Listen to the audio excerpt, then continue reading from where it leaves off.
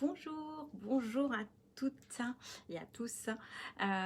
Aujourd'hui, je reviens vers toi pour t'expliquer un peu plus en quoi va consister ton parcours, ton voyage alchimique à travers les 12 étapes que j'ai prévues.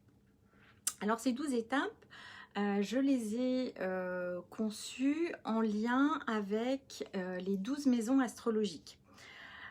Donc je t'ai expliqué dans le live précédent, donc n'hésite pas à aller le regarder si besoin, si tu découvres cette vidéo. Ce voyage est axé par rapport à l'astrologie, par rapport au thème astral. Et pourquoi j'ai choisi ça? Parce qu'en fait, ces 12 maisons symbolisent en fait des différents aspects de notre psyché.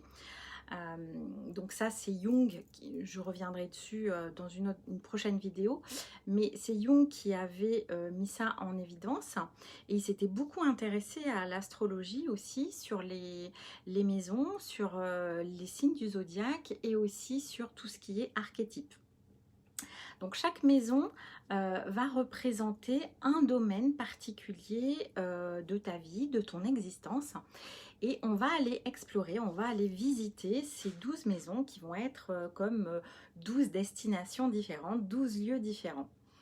Ce que j'ai trouvé aussi intéressant, c'est que quand tu regardes un petit peu dans la mythologie, dans les épopées, on retrouve cette notion de 12 lieux ou 12 étapes ou 12 choses différentes à faire, notamment dans le voyage d'Ulysse, où il va faire 12 lieux différents qui vont l'aider à grandir et à retrouver le chemin vers chez lui. Et puis il y a aussi les 12 travaux d'Hercule. Là aussi c'est pareil, ça va l'aider à revenir dans sa direction, à accomplir des tâches, à grandir et à revenir vers son foyer pour y accomplir un nouveau cycle de vie. Donc c'est pour ça que ce chiffre 12 qui revient dans beaucoup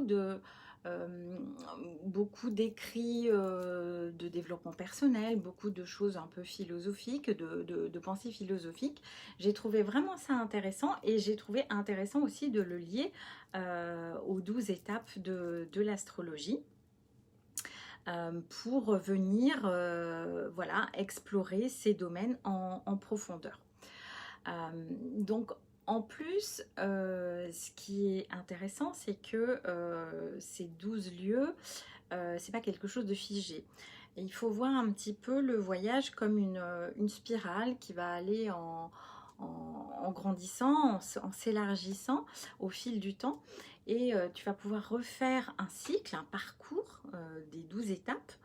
Un petit peu comme un jeu de loi, hein. C'est quelque chose de ludique, en fait tu vas aller de case en case et tu vas pouvoir refaire ce parcours-là et à chaque fois tu vas te rendre compte de nouvelles choses, tu vas intégrer des nouvelles, faire des nouvelles prises de conscience, intégrer des nouvelles choses et puis c'est ça qui va vraiment t'aider petit à petit à mieux te connaître. Alors, qu'est-ce qu'on va faire dans ces 12 lieux? Parce qu'une fois qu'on a planté le décor, qu'on sait ce qu'on va explorer, il faut aussi qu'on fasse quelque chose. Donc, en fait, l'idée, ça va être de venir inspecter, de venir faire une réflexion sur soi, sur comment, pour chaque étape, pour chaque lieu, on agit, comment on se comporte. Et on va essayer de regarder ça avec le plus de lucidité possible, le plus d'authenticité, de vérité par rapport à soi, hein.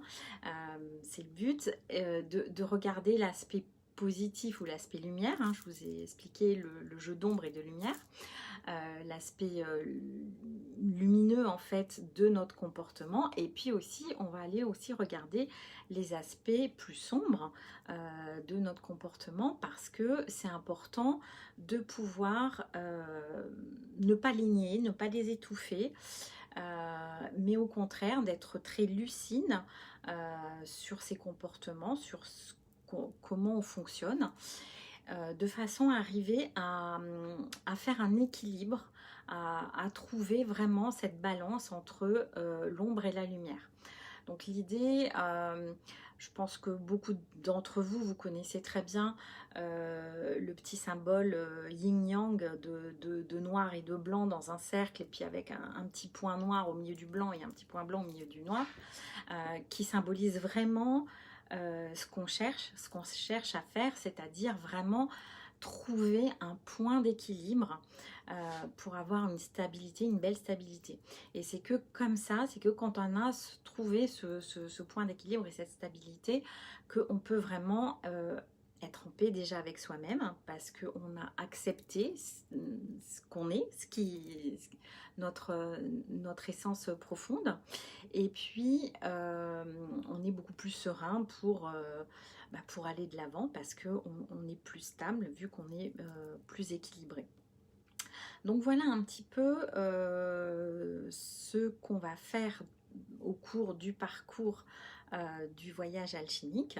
Donc venir rééquilibrer ces côtés sombres et lumière dans chaque domaine de notre vie. Et ça, ce rééquilibre, on va le faire, comme je vous l'ai expliqué, par le biais d'introspection. Donc il y a de la réflexion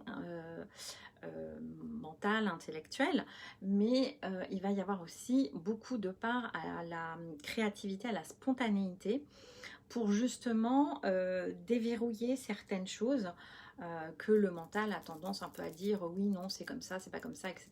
Et c'est pas forcément ce que nous on est à l'intérieur. Et donc on va vraiment aller chercher à déverrouiller ça, à s'exprimer vraiment de façon spontanée par des jeux de collage et d'écriture automatique. Donc ça, je vous en reparlerai dans des prochaines vidéos pour vous expliquer un petit peu plus le mode de fonctionnement par rapport au collage et à l'écriture automatique, et comment j'ai découvert tout ça. Et voilà, donc aujourd'hui c'était vraiment l'idée de vous brosser un petit peu le tableau, de vous planter le décor sur les 12 domaines qu'on va venir explorer au cours du voyage, et la tâche en fait qu'on va avoir à faire dans chaque lieu, dans chaque destination. Eh bien, je vous souhaite une bonne soirée, et puis je vous dis à très bientôt. Je vous retrouve très vite. Je vais peut-être vous parler dans la prochaine vidéo du support, de comment on va formaliser tout ça. À bientôt.